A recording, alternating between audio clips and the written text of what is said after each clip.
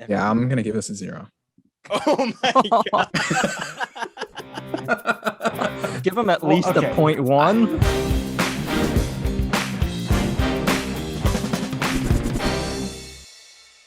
What is up, everybody? Welcome back to the Dorm Debate Podcast. Finally, 2 weeks have gone by. We finally have a full crew on hand. Caleb, how you doing? Jonathan, how you doing? John, how are you guys doing? Happy to be here. Good. Pretty good. Jonathan, how'd you hold up on the Cowboys had a bye, so you had nothing to watch? Yeah, it was pretty boring, to be honest. Yeah, it was a pretty boring week 7, honestly. It was like a bunch of blowouts. Monday night, you had a riveting competition between Winston and Geno Smith. I mean, I couldn't take my eyes off it. It was just so riveting. Not many things happened, to be honest. We were struggling to figure out topics for this week. We were going to talk about the Chiefs getting just stomped by the Titans. It was actually the lowest point total in the Andy Reid era. Pretty crazy. And I think Mahomes, the last time he didn't throw a touchdown was in the Super Bowl of last year. So pretty crazy. But we didn't want to, beat a dead horse with the Chiefs. I feel like we've talked about them like every single time. So we're just going to leave them off. And, we're going to talk about the AFC and the top of the AFC. The question at hand, who is the best in the AFC? Now, let me read off some of the top teams: Chargers, Ravens, Bengals, Titans, Bills, Raiders. Now, the new ones this year, you got Chargers, Bengals, and Raiders. Those are the really weird ones that people may think, are they contenders? Are they pretenders? But does anyone feel like they're confident in who the best team is in the AFC, like who they're going to pick?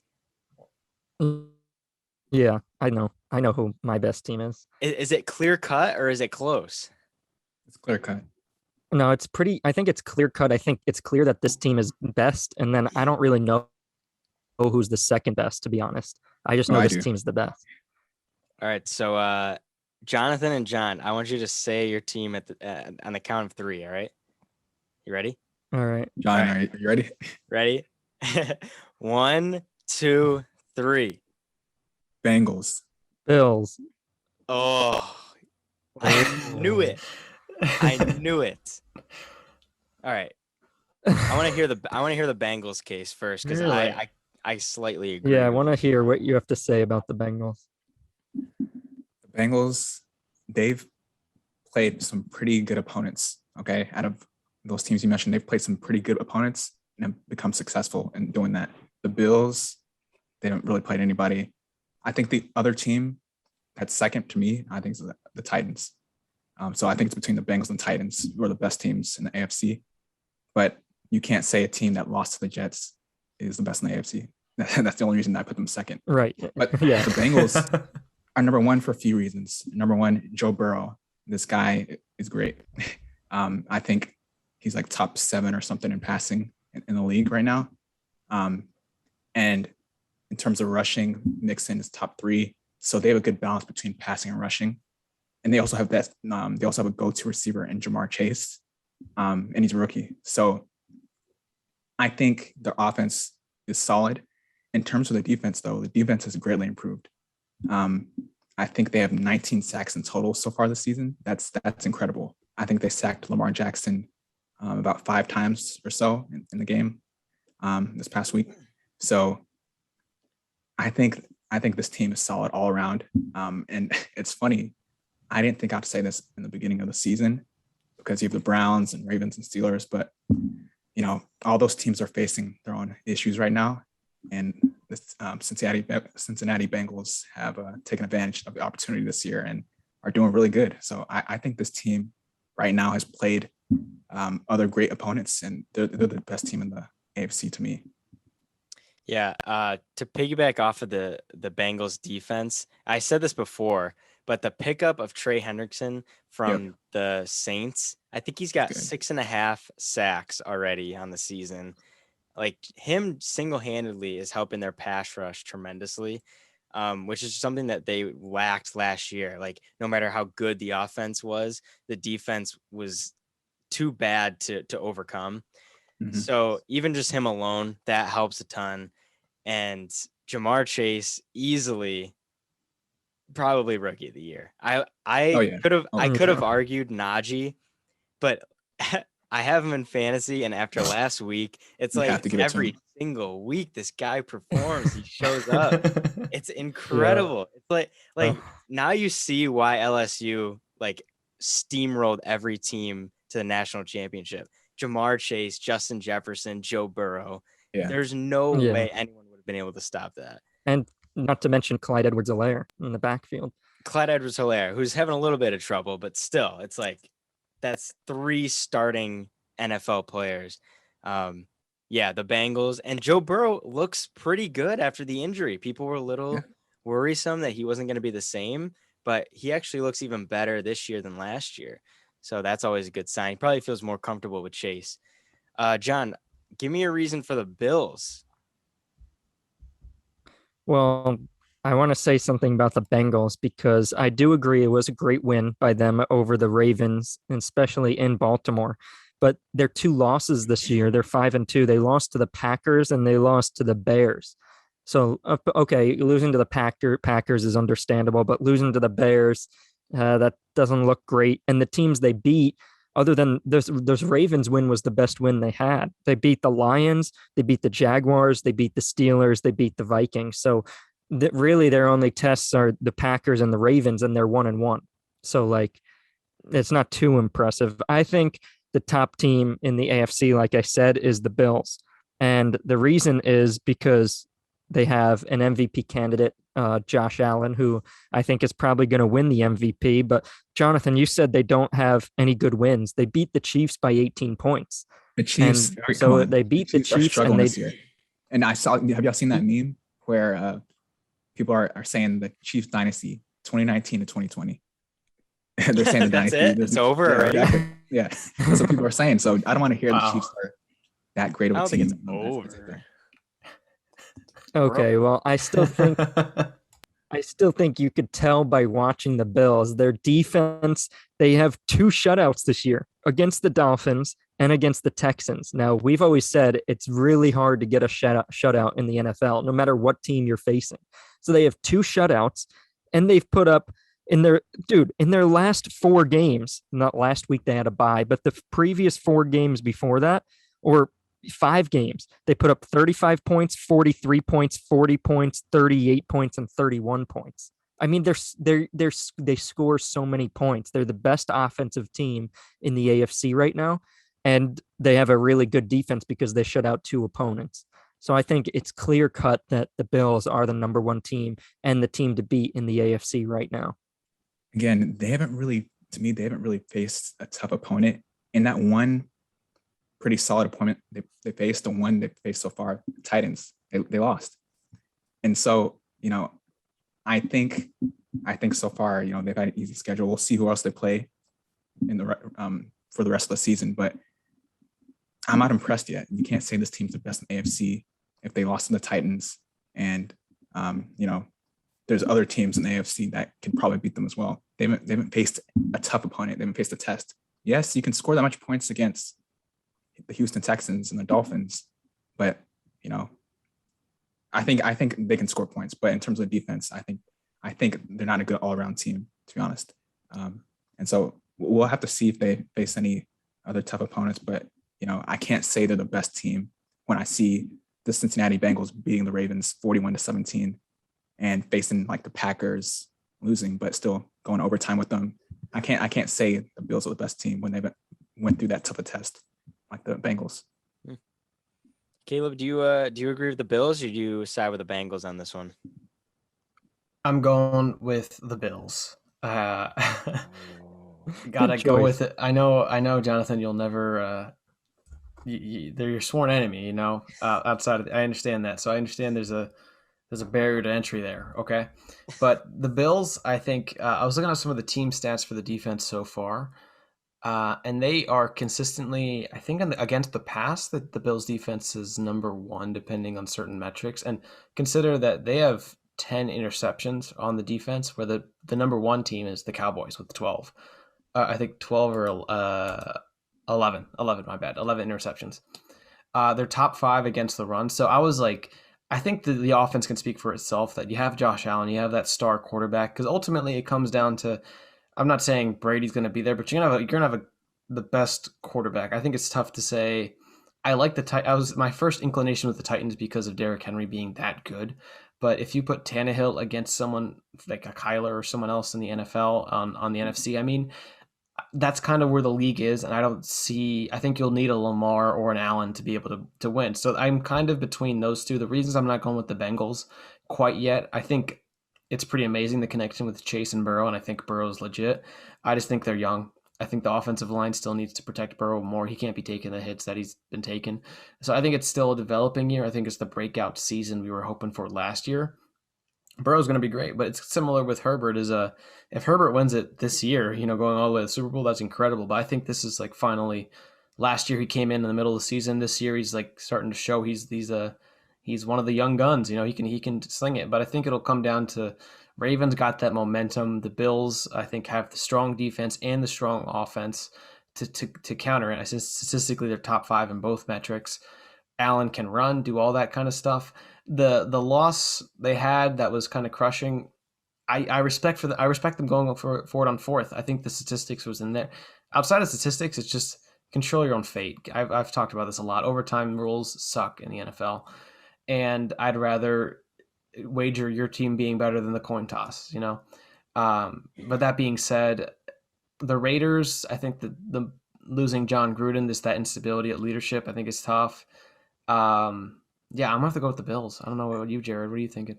So I did want to talk about the Raiders a little bit because I believe Josh Jacobs said in an interview that the sideline feels a lot more relaxed, and like if someone makes a mistake, no one's flipping out, and like it's just a very calm sideline. Better work environment. Yeah, way better work environment. I guess Gruden was running a really tight ship. Well, maybe it is going to be better then. You never know. I mean, it may be better for the players. They they feel a lot more comfortable, feel a lot less stressed to make any mistakes. Jonathan, what do you think about that? Yeah, I don't think that's good, honestly.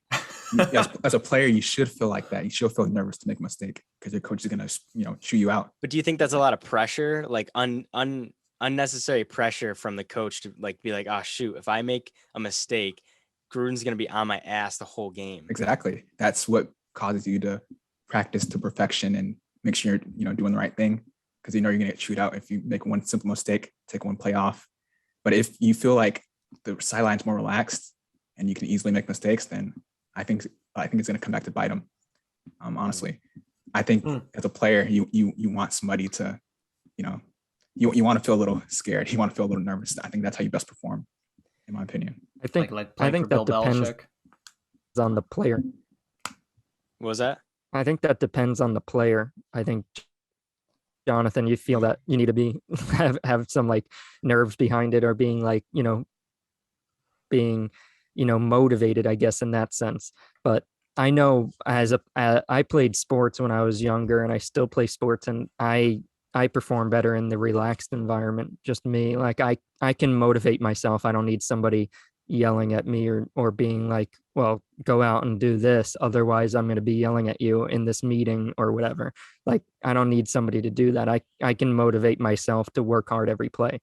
So yeah, I feel like the oh yeah, sorry, Caleb. No, I just want to say, like, the football culture, it seems like, getting yelled at or like, being on you for mistakes and stuff like that. That's like the football culture, and like guys usually respond well to that.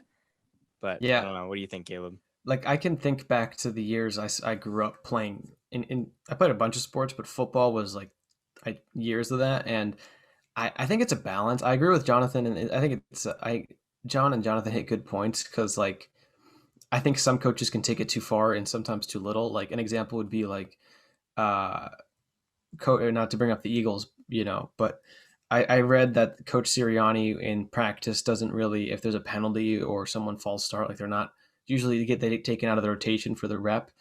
His thinking is the reps are more important to get the practice in. And I think the logic kind of holds, but then you're seeing the Eagles get penalized all the time on the field. Mm-hmm. But then I think there's also not that I ever played under these conditions, but then there's the kind of coach who's like in a high school football game, oh, you dropped the interception on defense, like in the middle of before the next play, you got to do 10 push-ups, and it's like, so I think I remember the feelings of anxiety of a healthy way. I'd agree with Jonathan of like, man, if I mess up this drill, this Oklahoma drill, if I get made a fool of, because the other guy, it's not even the coaches, like the other guys are make fun of you in a team friendly way.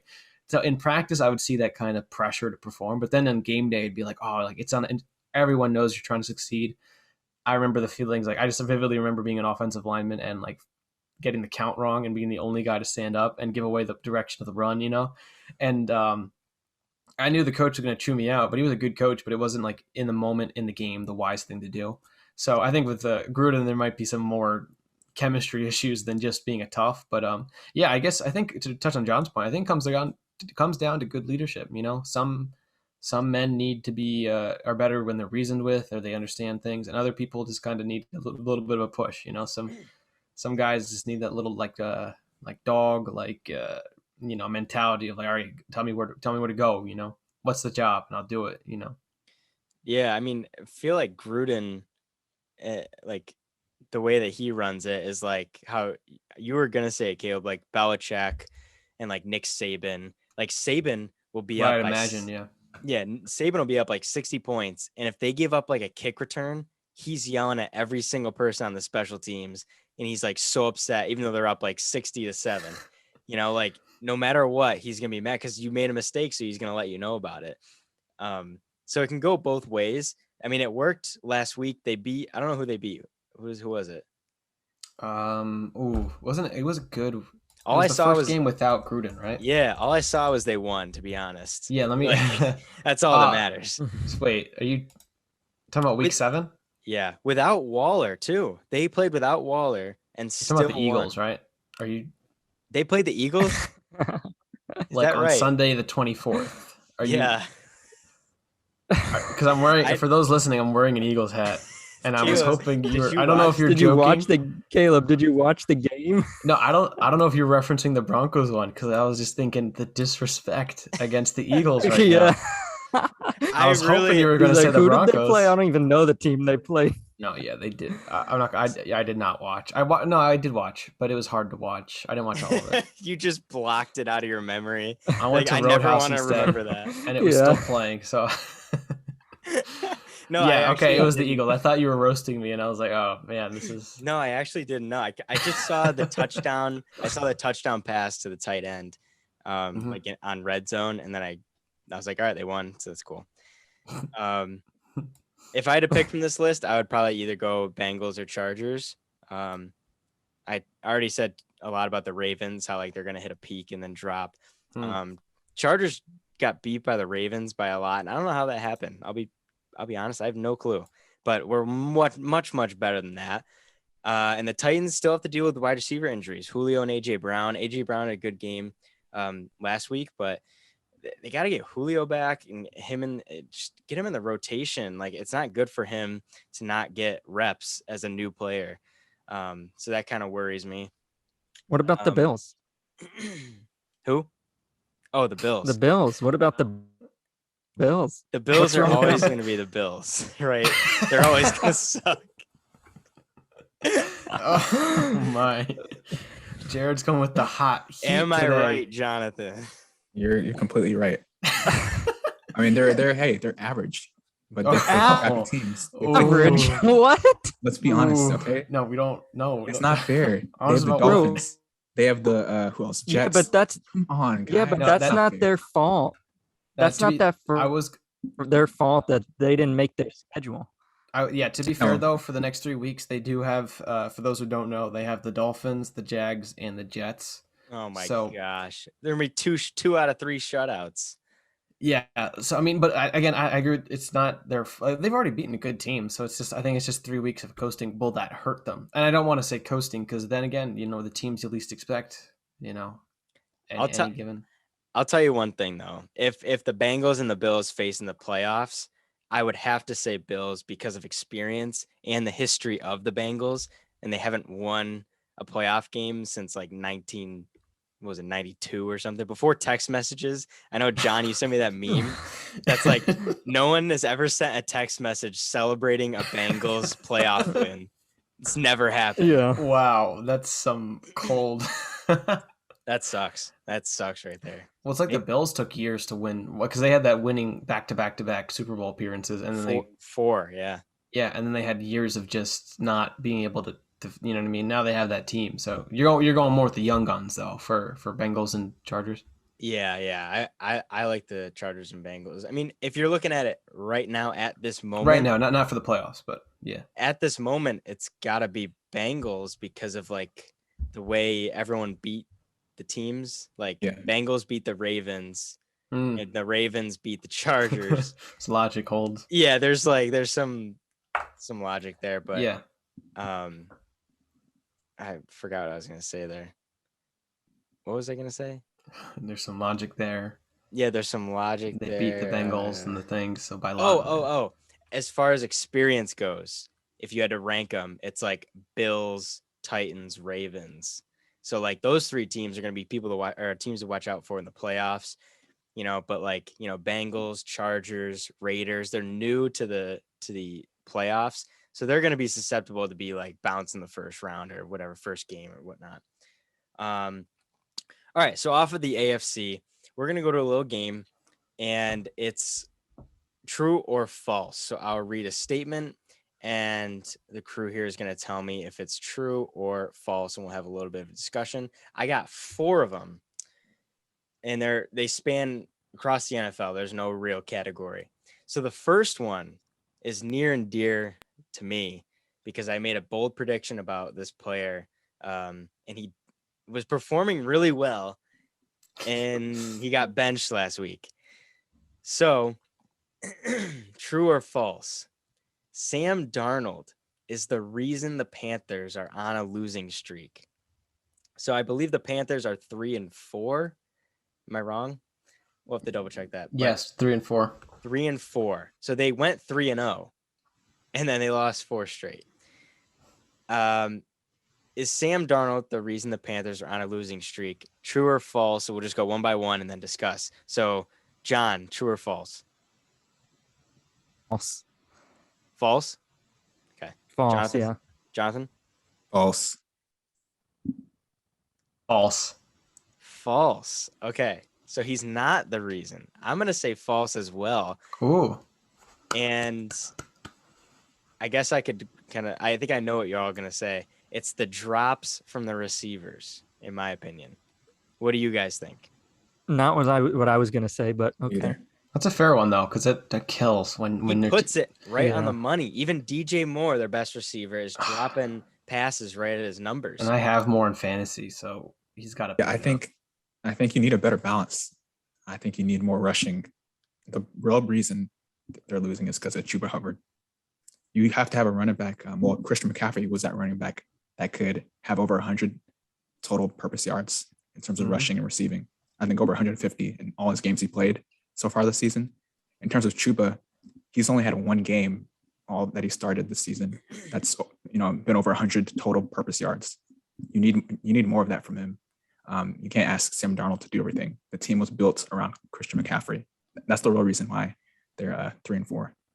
So you're saying that the reason that they're 3-4 is because McCaffrey is hurt, or because Hubbard's not good enough? Hubbard's not good enough. They need more rushing yards. They need more passing. They need that person that can do all purpose. They don't. Then I think at that point, then it's a coaching issue. That's what I would place the blame on, because at the end of the day, as coaches, and if not necessarily, probably Rule and the offensive coordinator. I mean, their defense hasn't taken a huge drop. It's not like they're allowing so many points. The Giants only scored 15 points. You should be able to score 15 points on the Giants to at least tie or win that game. So I think it's more on the offensive coordinator and the coaching to get these guys open. Okay, maybe they're not catching passes, but I haven't seen them take a deep shot to Robbie Anderson like they did and when he got that 57-yard touchdown against the Jets. Mm-hmm. So like, why are you still trying the same things? And then they said they were going to come out and rush the ball a lot against the Giants.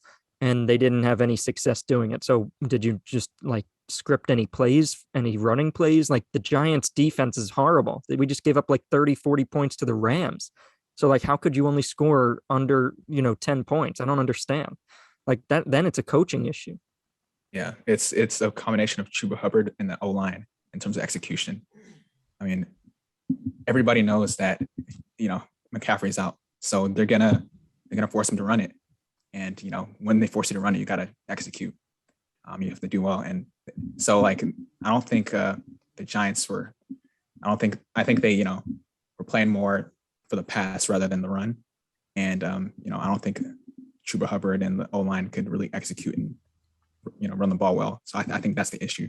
I wouldn't blame the coaching. I know it's harder than it looks, but I'm gonna elaborate a little more on what you guys said. It's not much new, but I picture it this way.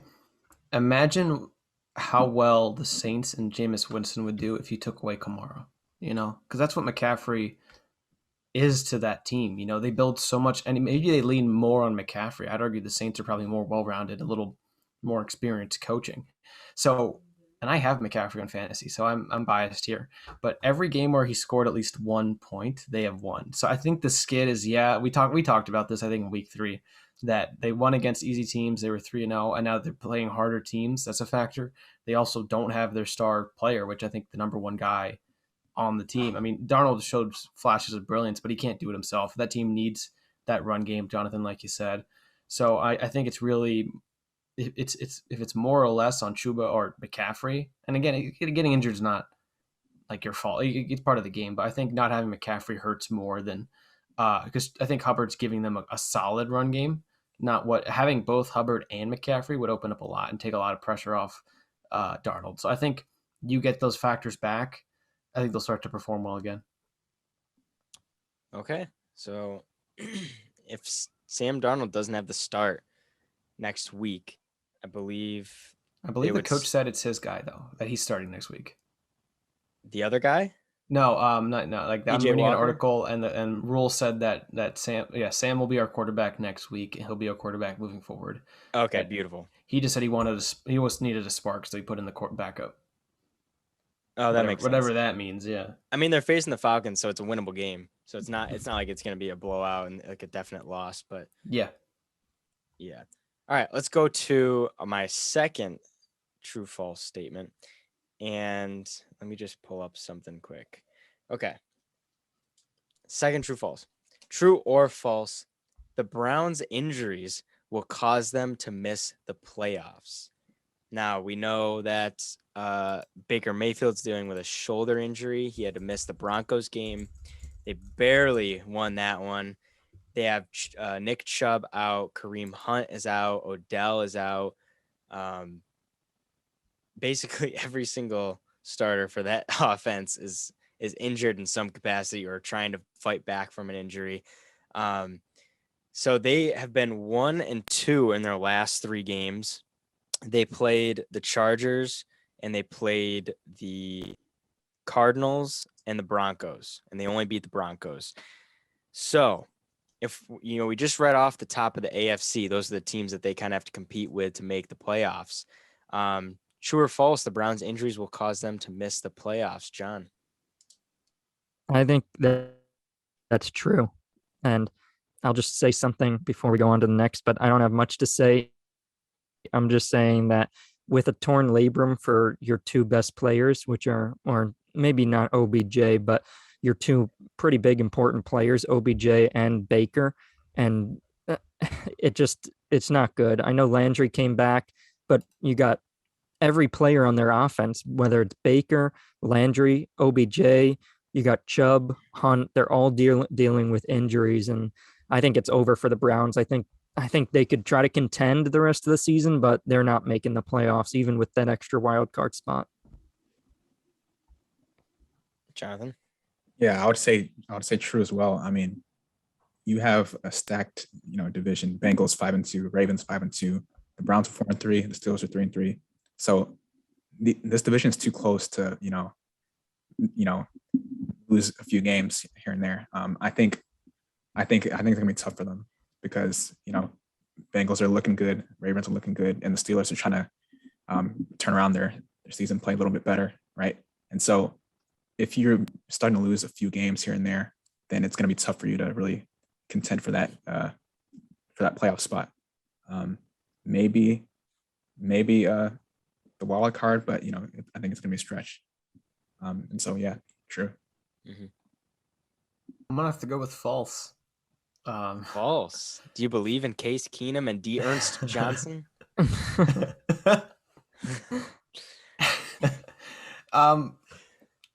Just kidding. J. Ernest Johnson. Yeah, I like him. I like him. The reason I'm okay. So the question is, will the Browns' injuries will cause them to miss the playoffs? I don't think so.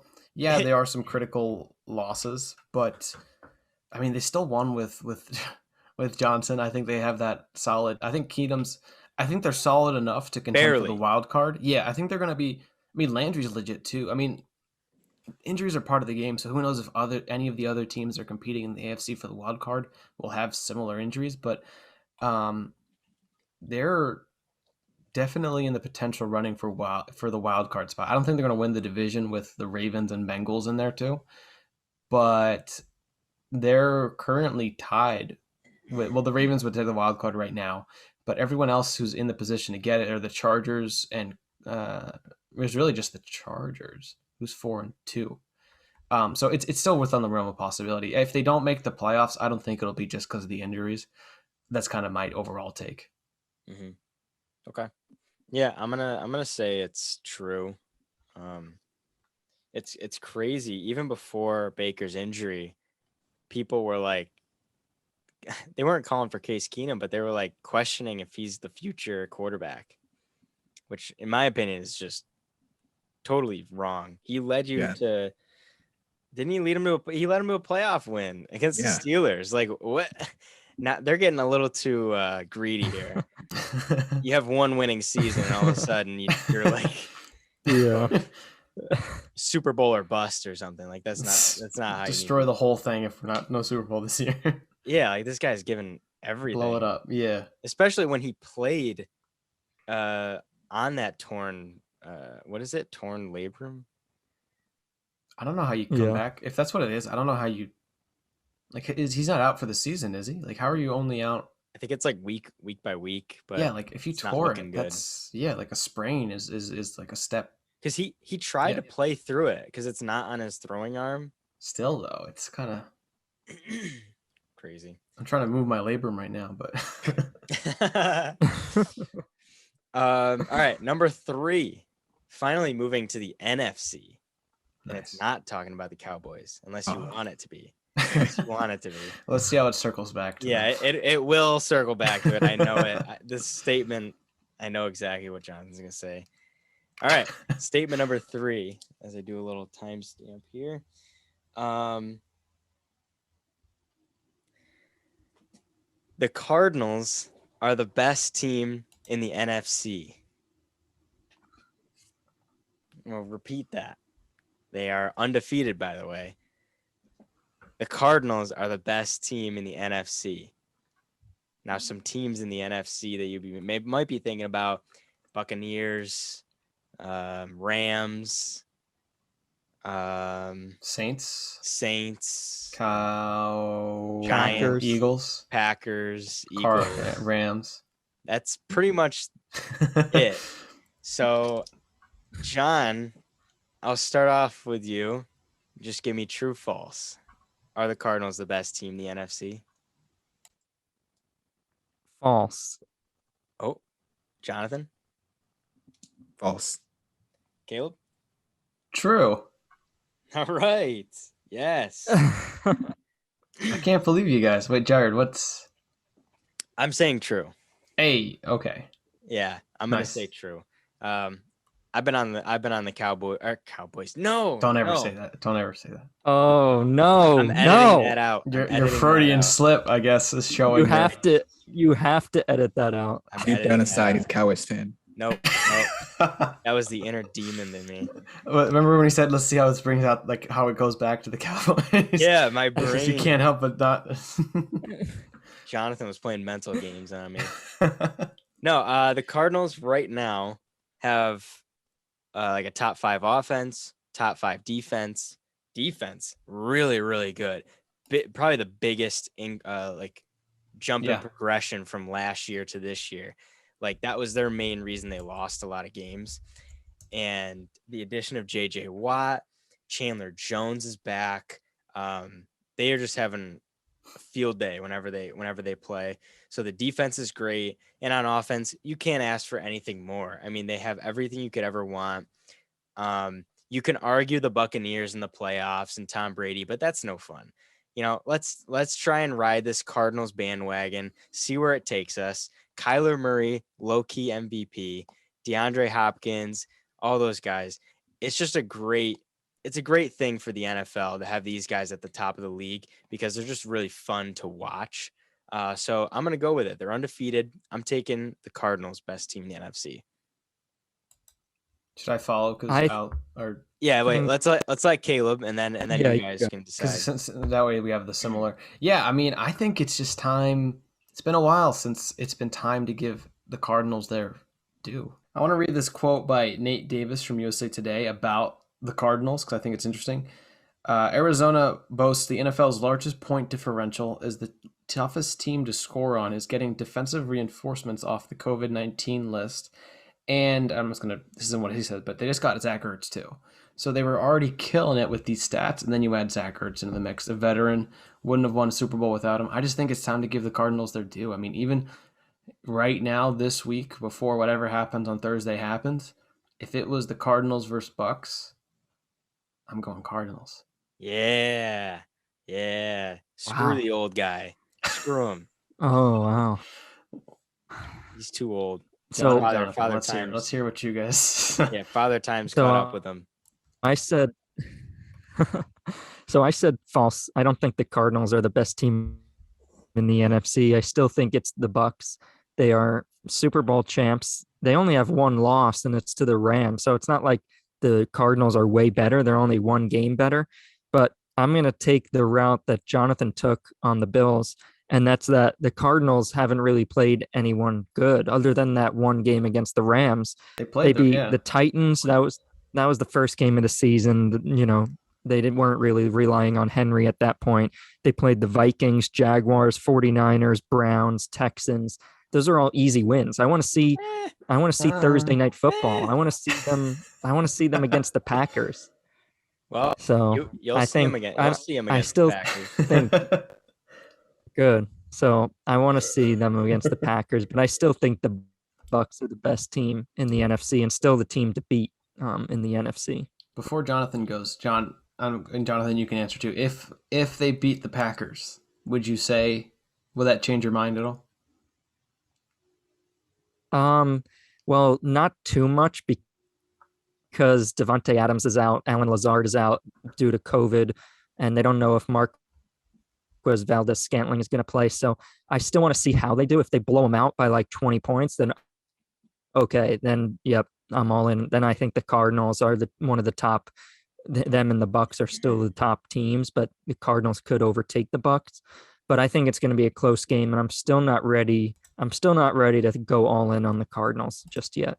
Fair enough. Yeah, the injuries. It's we're recording this Tuesday night. For those who don't know, Packers are potentially going to be without their top 3 wide receivers, depending on some COVID restrictions. Valdes-Scantling returning, so I that is a fair point that they wouldn't be beating the Packers at full strength. Mm-hmm.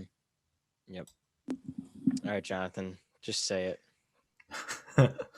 Yeah, I mean, for me, I think the Cardinals the only reason we're talking about them is because they're undefeated.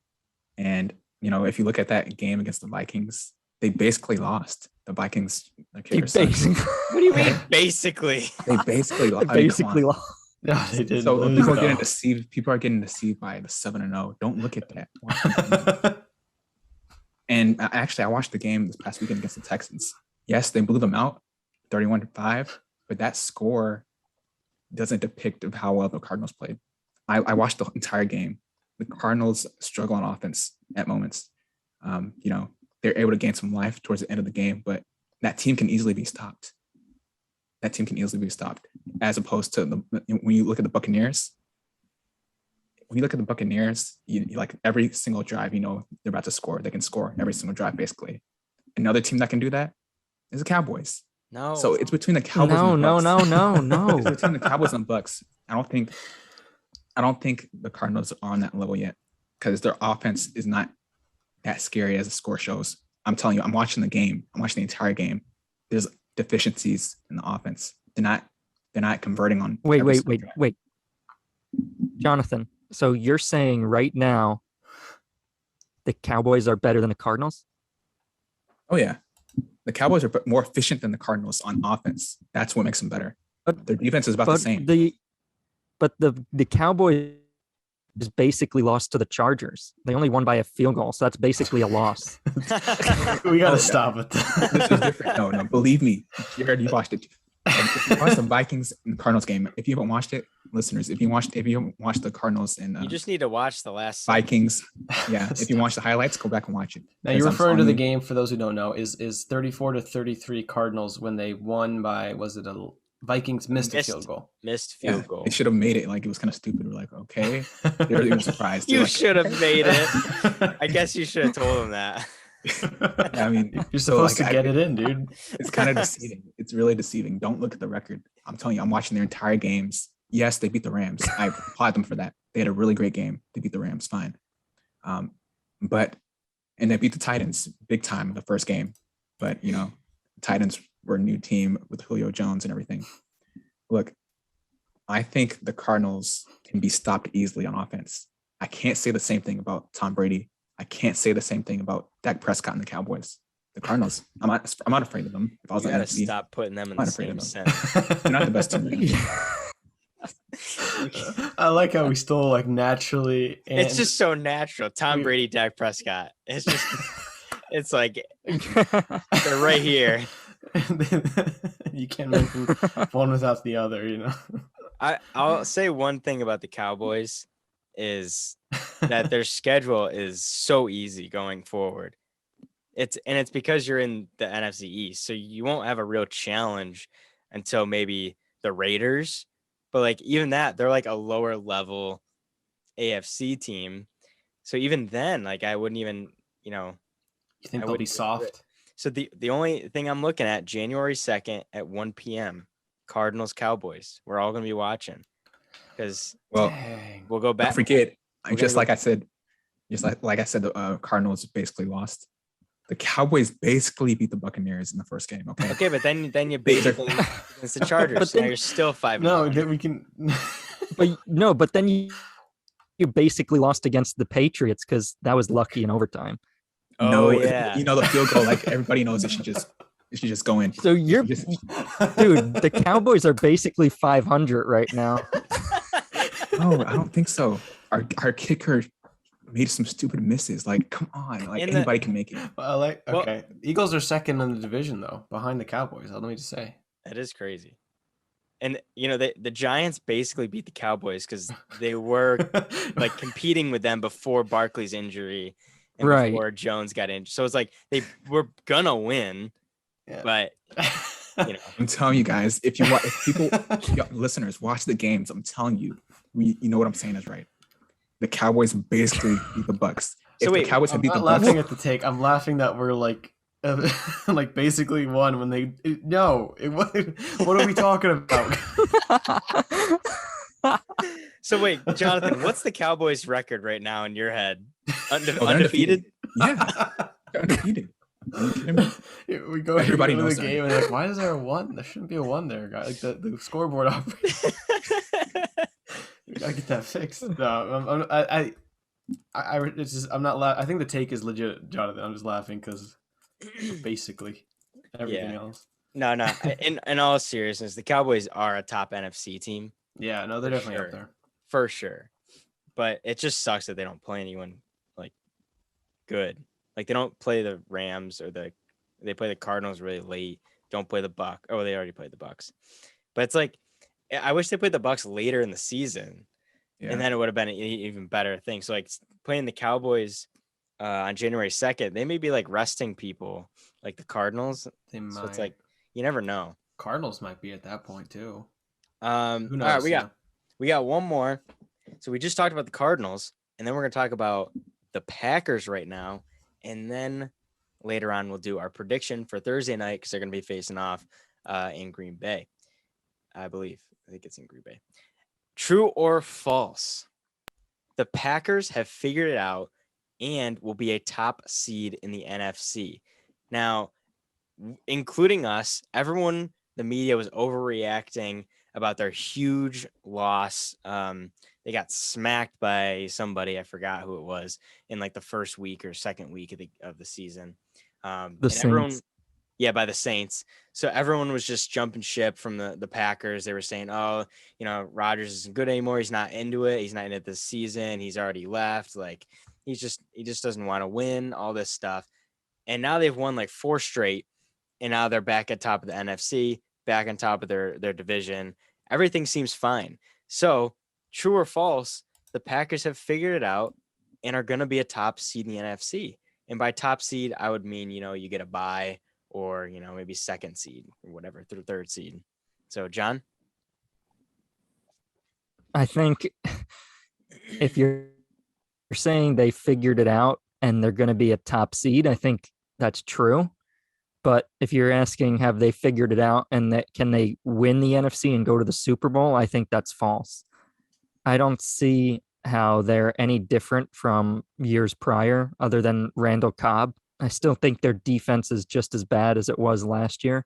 So can they be a top team in the NFC? Yes, because they're going to win their division. They have an easy division. They're going to probably go 6-0 in their division, while the Bucks will probably be a top seed, and so will the Rams. But then again, the Rams and the Cardinals are in the same division, so they have to play each other. So that's like more losses for them. So I think, yes, the Packers will be a 1 or a 2 seed going into the playoffs, but no, I don't think they're going to go to the Super Bowl. They might do the same thing as last year, just go to NFC Championship and lose. I don't even think they make it to the NFC Championship this year, though. Yeah, I completely agree with John.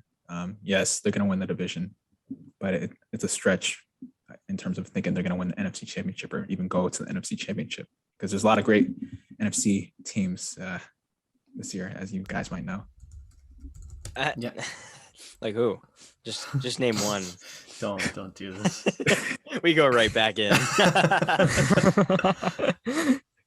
I mean, I'll add I kind of. Can you guys hear me? Yeah. Okay, I heard a little static. Yeah. I thought. No, I agree. I'm not gonna add much more than like John. You hit it on the head. Like I'll never count out Rodgers. I want to see him win, but I just feel like whenever they make it to the playoffs, barring injury, I do think they're going to be a top seed. The answer, I think, is true. They figured out something. They're going to be a top seed, but will they make it to the Super Bowl? I think it's the same reasons John gave. I'm not going to add much more to that. Yeah, I'm going to say true that they figure it out and be a top seed, but if you're looking at Super Bowl, I don't think so. I think this last dance is not going to end the way Michael Jordan's did. That's for sure. Okay, so we have one more game before we get into the Thursday night prediction between the Cardinals and Packers, and it's not even like a game, but it's just kind of rate the NFL players' Halloween costumes from the past years. So what I'll do is I'll screenshot some of the favorites of the past Halloween costumes of NFL players, and I just need you guys to rate it from 1 to 5. Now I'll put a picture up on here. Anyone who's listening on Spotify and Apple, we'll describe it to you. Describe it, or just jump on YouTube, hit us a follow. The first one is Lamar Jackson. So I'm gonna send it in our group chat. Oh, what was this? Please send it. And I know this one. I need you to rate it, and I'll put it up on the screen right now for everyone to see while you guys look at it. Bro, what even is he? I don't even know what he is. Come on, John, you don't know Harry Potter? You gotta zoom in. Yo, is it Harry? Oh wait, I see. He's Harry Potter. Dude, he's Gryffindor house. For those listening, it's Lamar Jackson wearing spectacles, much like Harry Potter, in a Gryffindor robe. I'm gonna give this a 4 out of 5. I would give it a 5 out of 5 if it was a Slytherin cloak, What? and because I feel like he slithers through the D, Oh, slithers through the defense, or he's slippery. okay. Okay. So I feel like he should be on I Slytherin. guess that's fine. I thought you were house. Fair enough. That's your house. I was like, wow, I thought I knew you better than that. Yeah, I'll go with a 4. I think he killed it. I would give it. Be honest. If we're going out of 5, I would also give a 4, only because I'm trying to zoom in to his forehead and I don't see any Oh. mark on his head. Wow, lack That's of that's a detail. staple. Does he? I don't see. I mean, That's I a wish- staple in the Harry Potter costume. You got to have that scar. I Yeah. completely agree. Yep. I went 4 because there's no broom in the picture. Now maybe he did have one, but I feel like you got to have like something very, he has a wand though, so maybe 4.3, for that. But yeah, Jonathan, Yeah, I'll probably give it 3. I mean, not a Harry Potter fan. yeah, I'm not a Harry Potter fan, but like that little cloak he's wearing, I mean, I think that's the only impressive thing, only unique thing about the outfit. I mean, everybody wears a suit and tie. I want to see something more unique than that. I'll give it a All 3. right, we'll Pretty see if- average to me. If any any others on this Wow. list will. I don't see the lightning bolt either, John. I think you have a good point. All right, we'll move on. So about he averaged like 3. So let's see if this one ups the scale a little bit. This is DeAndre Hopkins. Now we're talking. Oh my gosh, I remember this. Oh my! As the genie from Aladdin. I don't know how I feel about it. Incredible dedication. Yes, incredible. Dedication. Yeah, it's just. It looks like fake abs though. What are you doing? Come on. Does he? Yeah, I was thinking like, does he need? Yeah, it does look a little fake. Does he need to highlight them? He's already. ripped. Yeah. Like. I mean, dedication 100%. We're, for those who are listening, we're looking at a genie right now. Will From Smith Aladdin. esque, yeah. Like he's got it down though. Did he shave his head for this role? No, I think it's his dreads, right? Like, Yeah. Okay. He's got Yeah. the, Like he made it dreads into the- braided in the back. Okay. The goatee's fake though. Yeah, I mean, his abs are real. He just emphasized it. Real abs. He's like giving himself an 8-pack almost. Yeah, great dedication from Hopkins there, but I mean, it's just, we're recording this at 10 o'clock at night. I'm afraid I'm going to see this in my nightmare. Okay. So he's a great receiver. I think it's real cool that he went all in. I respect that, but I'm going to give this a 2, to be honest. If he took away the ab, if he gave away if he took away the ab highlight thing and just if he went natural, I think I'd bump it to 3 or 4. Wow. That was Wow. a surprising rate. It's a ripped. Okay, say you're Aladdin, right? And you rub the lamp and a ripped like P90X, genie comes out. It's not like the Robin. You know what I mean? Like it's a. I don't know. I guess. I mean, I see where you're coming from. I don't know. He looks. You'd rather a beer belly? I think it'd be more. I think I'd feel more comfortable in that. I guess. I'm giving it a straight 5 all day, son. 5 all day. Yeah, I'm gonna agree with Jared. I would give a 5 all day. Yeah, I mean, I'm giving a 5. This guy was meticulous in his outfit and pretty unique. So yeah, I'm giving it a 5. Right. Perhaps I was too harsh, but my ruling stands. You're like the Gordon Ramsay of this. All right. What's the next one? I like this. All right, the next one I'm trying to pull up right now is this one. Daniel Jones, ironically dressed up as a cowboy, but a very specific cowboy. Oh my gosh. When was this from? 2019. Bro, he looks like he's a freshman in college. That's what I'm saying. That's what made me laugh when I saw it, is that from the neck up, he looks like, okay, for those who aren't listening, Josh Allen is dressed up as Woody from Toy Story. Not Josh Allen. Not Josh Allen. Daniel Jones. But he's dressed up as a cowboy. How could he be that? How could he? Is it a cowboy or Woody? Yeah. First of all, Woody. Yeah, how it's could Woody. you be a cowboy? How could you be a cowboy? Yeah, that's fair. Even if it's Woody. Daniel Sec- Jones. Second of all, I only see him wearing 3 things. He's putting that jacket on. He has the bandana around his neck, and he has a hat. That's it. He's put minimal effort into this. It's like he walked into the Halloween store and he just grabbed 3 random things. Exactly. I mean, he is more dressed up than any of his friends. No, but no, still, Angry Bird. I mean, who is that in the bottom right though? Because he's dressed up as Angry Birds. And you're not a true cowboy if you don't have a cowboy belt. You need that cowboy belt with that buckle. Yep. Yeah. We need to like tilt the camera down, see if he's got boots on, see if he's got the cowboy boots and the spurs. Yeah. Because for those who are listening, it looks like this man's imagine a tracksuit, but jeans instead of the bottoms with a track top, white shirt underneath.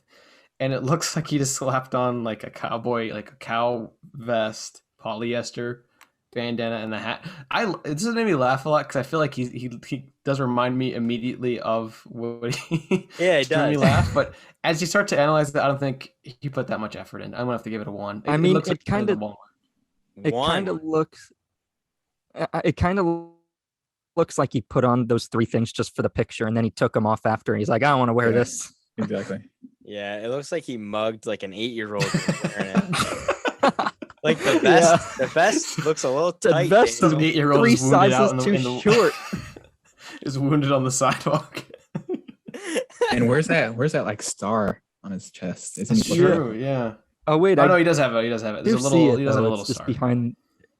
Okay. Yeah, I mean, I'm happy to see players participate in Halloween. I like it, but we're gonna if Daniel, you're a starting quarterback for an NFL team, you can like pay a stylist to get you a nice costume.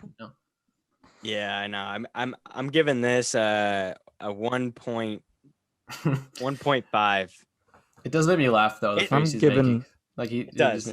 I feel bad. I feel bad. I shouldn't have pinned him right after Hopkins when he full on decked. Yeah, I really want to bump Hopkins to 3 and then Jones at 1 to show the dedication. Yeah, I should have put Daniel Jones first. Got progressively better, but I actually just went from like the best to the worst. You really did him dirty there. He looks even worse now. Yeah. Pretty tough. Yeah, I would give him probably just a flat 1, just for. I mean, at least he has something on. Like he's not wearing nothing. Yeah, I'm gonna give this a 0. Oh my god, bro! Don't. No. I know you hate the Giants, but give him at least a 0.1. I give him a 1 because it made me laugh. Just the face he's making, and it's like such a. I'll give him a 0.1. That's like more insulting. On the board, he didn't get shut out. At least he would have been better putting nothing on and just playing him as Daniel Jones.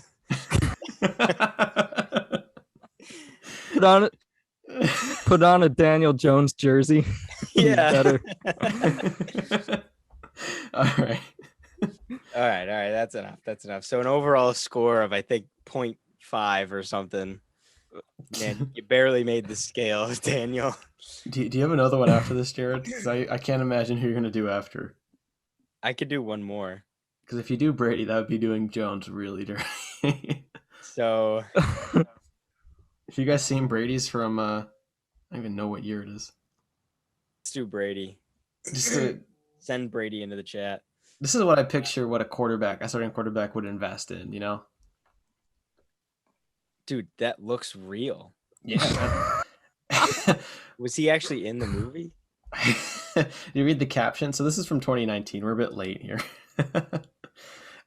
He's dressed as a stormtrooper, but he's got looks like I don't think it's the real padding, but yeah, he looks like he's got the look. All right, so let me break this down a little bit. The helmet looks official. Yeah. So that definitely receives like 2 points. Yep. And authorized. As you're going down, it gets less and less cool. Like the pants just look like normal pants. They look a little too short. He didn't have any sort of boots. Wait, hold on. New Balances. Are the pants? is it just me, or are the pants like ripped where his crotch is? Okay, no, I think that's by design. I think that's like a normal stormtrooper outfit.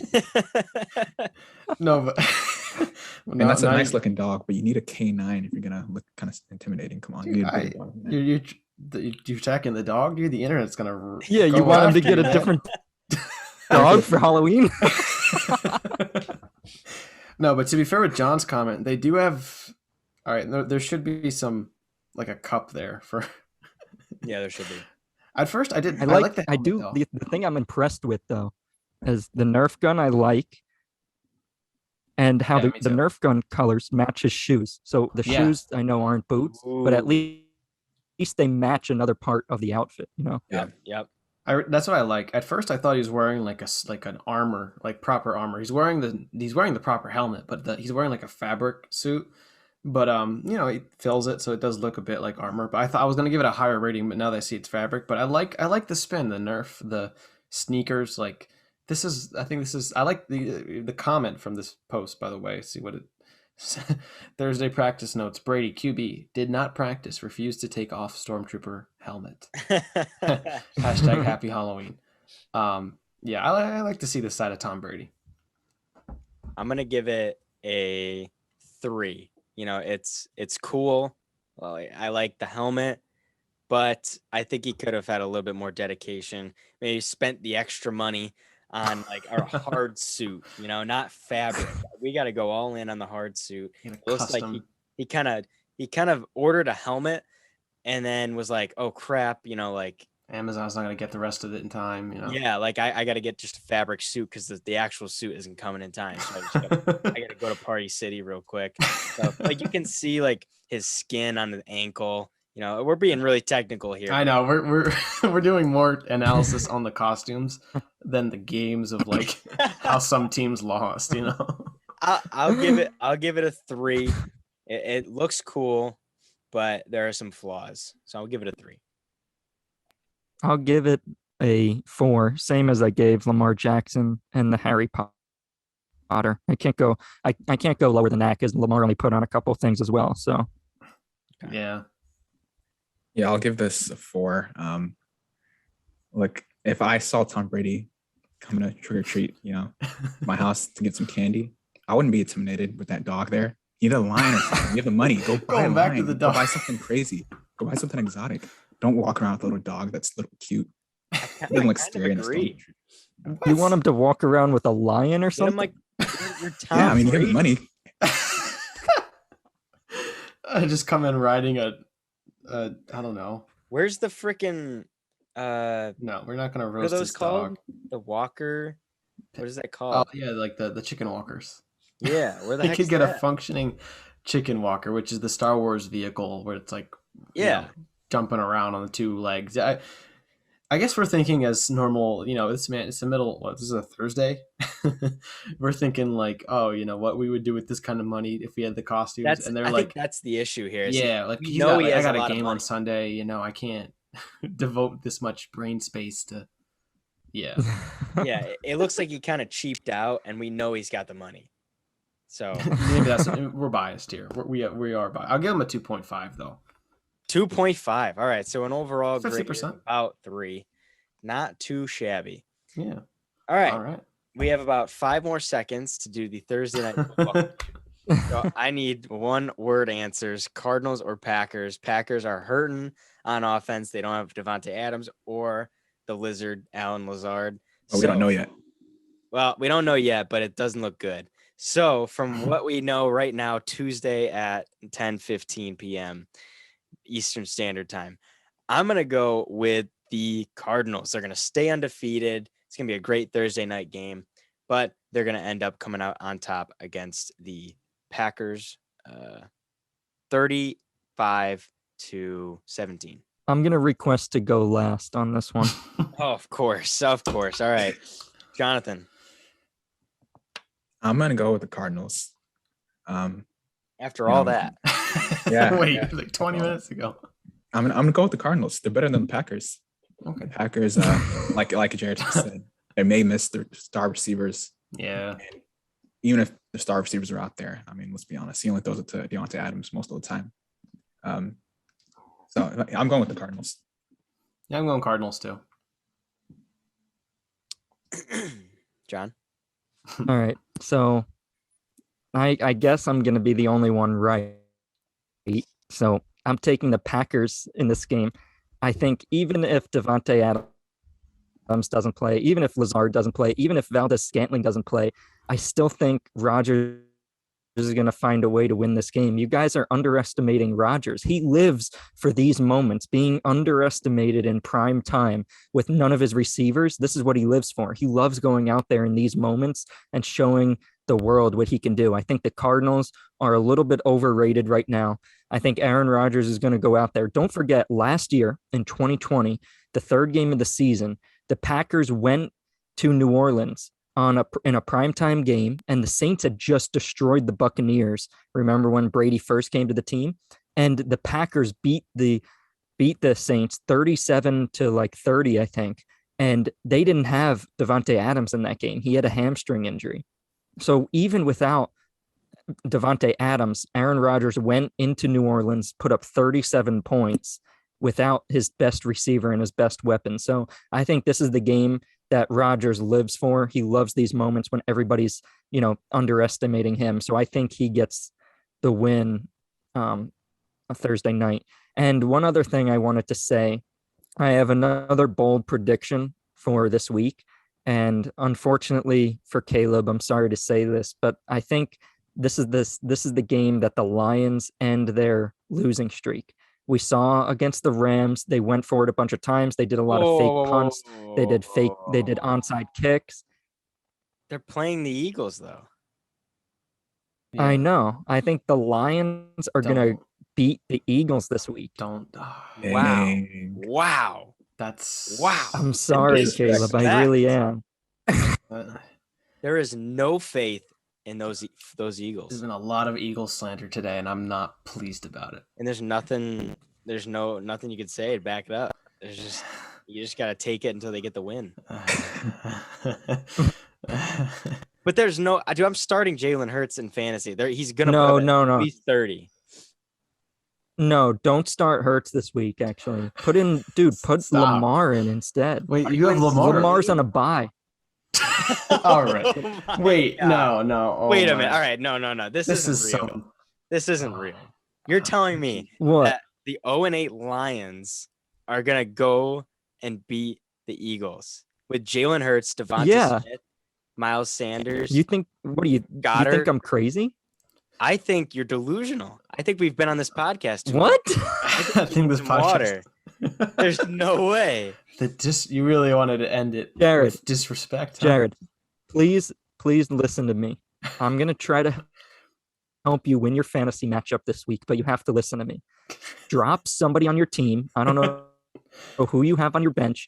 Pick up Joe Burrow against the Jets and put him in, and don't start Jalen Hurts this week. Trust me. Jalen Hurts is not going to hit 20 fantasy points. He's going to have his worst fantasy game of the season against the horrible Lions defense, because the Lions are going to play really good and they're going to win this game. You are bold, I tell you. I'm a loss for words. And if you're right, I'll be... I just want to start Hurts just so I can win and then be right for once in my life. Okay, you could try, but... I just can't.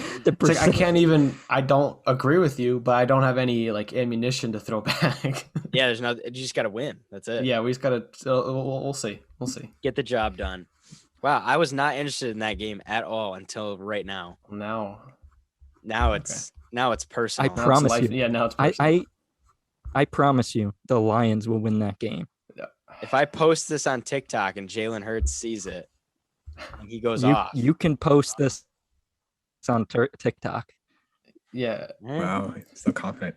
I hope Hopkins doesn't have a TikTok and sees me roast his out. Funny. Wow. Okay. What an amazing way to end our longest podcast ever. I think. I thought it would be a short one. We thought it would be 30 minutes or less, but nope. just like always, we go over. It's all right. It was a good episode.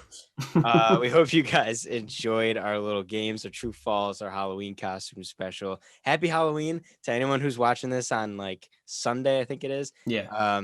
So happy Halloween. We're going to have a Halloween NFL crossover day. Maybe some players are going to be walking in with their Halloween costumes, like walking into the stadium. So I think we should grade them next week. Ooh. All right. Oh, Yeah. Yeah, I like that. I like that. We'll Yeah. keep our eyes out. They'll see this podcast and be like, "Oh, I got to step my game up. We gotta." Yeah. Maybe The debate's gonna Daniel come Jones after me. he'll have his redemption. So stay tuned for next week's episode. So as always, John goes live Sundays at noon. From noon to 12:45. He goes through his weekly picks, his must-sits. He goes through the weekly rankings, and as always, answers all your questions on the live. So make sure you go to TikTok and register for that live in our bio. And if you're not following us on TikTok and Instagram, go follow us over there at Dorm Debate Podcast. We just hit 1,000 followers on Instagram, and we hit over 90,000 on TikTok. Crazy. Absolutely bonkers. Just mind blowing. I can't even fathom it.